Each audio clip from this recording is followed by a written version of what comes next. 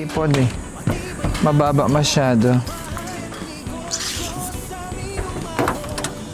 Mga 18, at least 18 siguro.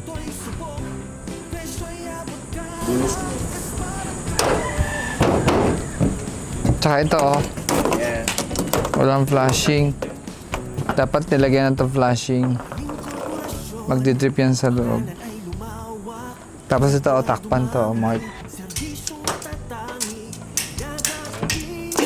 Pag nahula, napasok ang tubig. Takpan na lang yan. Ito short. Dapat at least 12 inches yan minimum. Ito rin. 14. Dapat mga 14 inches. At least dalawang rib dapat. Huwag isang rib. Problema yan. Ito. Mag-propose lang tayo ng fascia cover kasi nababakbak na. Oh. So, pag lagyan tayo ng fascia cover, 2 in 1/4 yan. 1/2.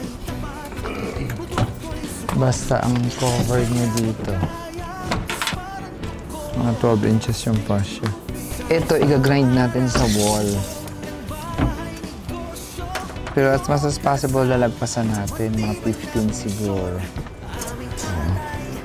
Wall flashing. So, mga at least 15 panibago to. Tapos 1/2. Ito yung 14. Dapat dalawang rib.